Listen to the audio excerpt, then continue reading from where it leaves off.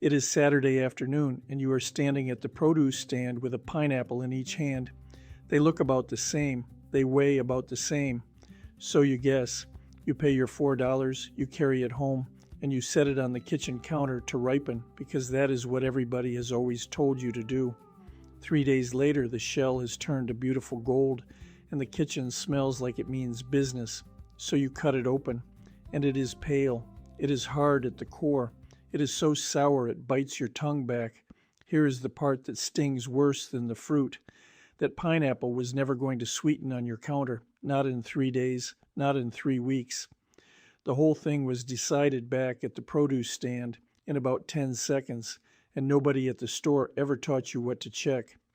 Today I am going to give you 7 checks in the order I do them, so the next pineapple you carry home is the sweetest one in the pile. And stay with me to the end, because I am going to tell you what that fruit was really doing on your counter while it turned gold. Once you understand it, you will never bring home a sour pineapple again. I'm David Yoder. I'm 63 years old. I'm old order Amish, and my family has worked the same Lancaster County soil for better than 200 years. Now, we cannot grow a pineapple in Pennsylvania. The good Lord gave that fruit to warmer places than ours. But my Katie has canned pineapple every June for the 41 years we have been married. And when a family buys fruit by the case with cash money, it learns to judge that fruit before it pays. Every June, the produce auction here in Lancaster County brings in pallet after pallet of pineapples trucked up from Costa Rica in wooden crates. The English dealers bid on them by the case, and so do we. My mom, my mother, could sort through a whole case in under a minute, and she never looked at the color first. Folks sometimes ask how Amish people come to know a tropical fruit. We Amish don't have secrets, we have memories. And the memory here is simple. When a wrong case means a wasted afternoon and $30 of sour fruit in Katie's canning kettle, you learn what actually works. Because here is the plain truth about a pineapple. What you see in that pile at the store is as good as that fruit will ever be. The sweet ones sit right beside the sour ones, wearing nearly the same shell at the very same price. $4 for the best fruit in the pile, or $4 for disappointment. Same $4 either way. The store will sell you the sour one with a smile. So the 10 seconds you spend checking is the best paid work you will do all week. In a minute, I will walk you through all 7 checks, slow, one at a time, in the order I use them at the stand, and keep that counter question tucked in the back of your mind, what the fruit is doing while it sits there turning gold, because the answer decides everything, and it is coming. Now, these 7 checks are 1 page out of a manual Katie and I put together, because this kind of plain knowledge was never written down anywhere, and somebody ought to.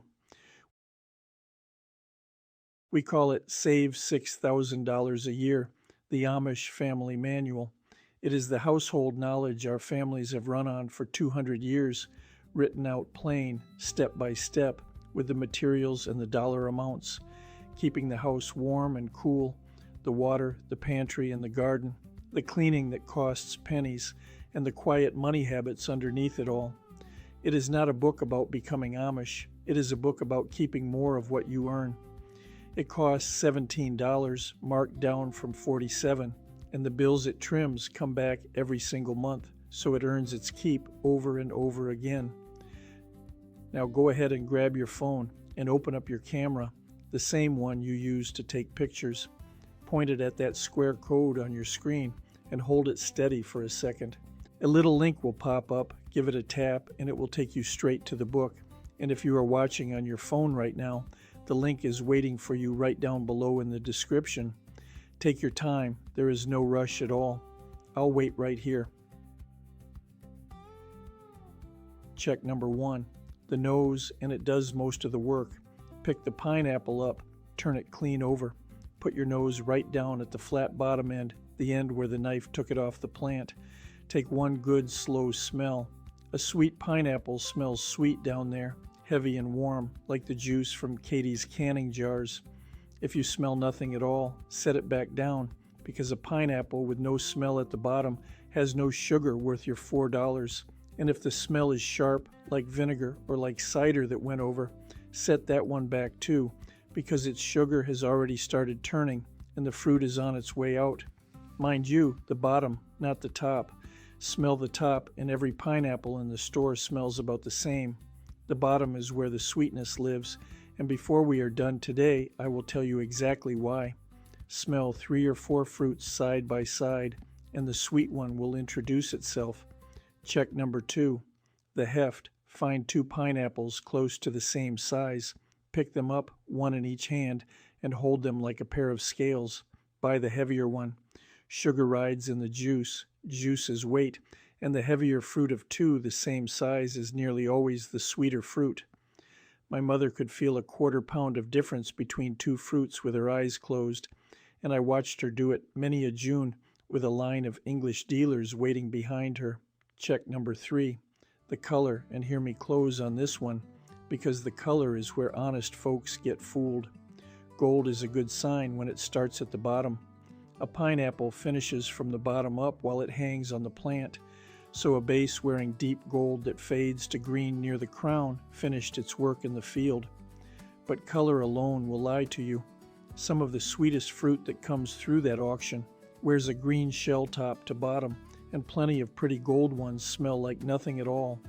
So let the color invite you over. Let the nose make the decision.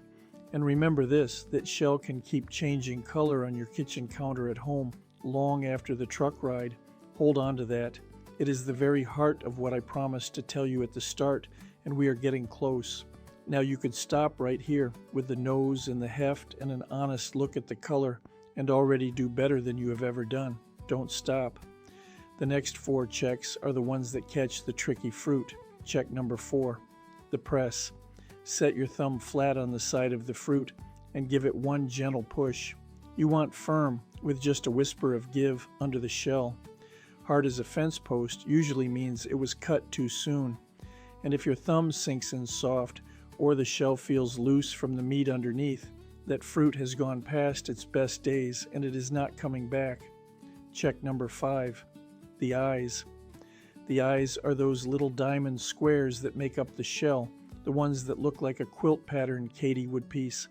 On a good fruit, the eyes are flat, they are filled out, and they run about the same size from the bottom row to the top row. Flat, even eyes mean the fruit got its full time on the plant. Sharp, pointy, puckered eyes mean somebody cut it early to survive the truck ride, and no amount of waiting on your counter will finish what the plant never got to. Pay close attention to this next one, because it is the check that saves you from the store's oldest trick. Check number 6, the crown. That is the spray of green leaves riding on top, and it has 2 things to tell you. First, freshness. A fresh crown is green and alive like a little house plant. If the crown is brown at the tips, dried out, curling in on itself, that pineapple has been sitting in a warehouse or on that shelf for weeks, drying out from the inside. Do not buy it. I do not care how gold the shell looks. Second, the famous leaf trick. You have heard it your whole life. Tug a leaf from the center of the crown, and if it slips out easy, the fruit is ripe. Friends, I am going to save you some heartache. That tug proves nearly nothing. A center leaf slides out easy from an overripe fruit rotting at the core, and it can hold on stubborn in a perfectly sweet one. My mother used to say the leaf trick is how a store sells its oldest fruit to a man who walks away feeling clever. Check that the crown is green and healthy. Leave the tugging be. Let the bottom of the fruit do the talking. Last one. Check number 7. Turn the whole fruit over one more time and look hard at that bottom. The bottom should be dry. It should be firm. It should be even in color. No dark patches. If you see white dust or a bit of gray fuzz starting at the center, that is mold, and that fruit is finished no matter what the rest of it says. If the bottom is dark and wet and gives under your finger, the fruit has started spoiling from the inside out. A pineapple always goes wrong from the bottom first, the same end where all the sweetness lives. So the last thing that fruit does before it rides home in your basket is show you its bottom. So there are your 7, and let me gather them back up for you. Smell the bottom for sweetness. Buy the heavier of 2 the same size. Read the gold, but never trust it alone. Press for a whisper of give. Look for flat, even eyes. Make sure the crown is green and skip the leaf tug. And check the bottom for mold and soft spots before it goes in your basket. 10 seconds, maybe 15, and you will outpick anybody in that store. And that brings us to the part I promised you at the very start. Why the counter never works. Here is what nobody at the store explains, and it is simple enough to tell over a fence. A banana keeps a pantry inside itself, a store of starch, and after the banana is picked, that starch keeps turning into sugar on your counter day after day. That is why the green bananas you buy on Monday are sweet by Friday. A pineapple keeps no pantry. It has no starch put by. Every bit of sweetness it will ever hold has to come up out of the plant, from the soil and the sun, while the fruit is still attached. The day the knife takes that pineapple off the plant, down on the farm in Costa Rica, the sugar stops for good. Whatever sweetness it carried that morning is every bit of sweetness it will ever have. So what was your pineapple doing those 3 days on the counter? The shell was letting go of its green, the same way the maple trees let go of theirs in October, so it turned gold and looked riper by the day. The flesh was going softer because the fruit was aging. The smell got stronger because it was beginning to turn. It looked like ripening from the outside. Under the shell, not one spoonful of new sugar was made. In plain words, the fruit was done making sugar before the truck ever left the farm, which is why every one of those 7 checks happens at the store, where the choosing still counts, and none of them happen at home, where the fruit is already spent. Now, one kindness you can still do for the fruit you bring home, and this one comes straight out of Katie's kitchen. The sweetness in a pineapple sits heaviest in the bottom half, because the bottom ripened first on the plant.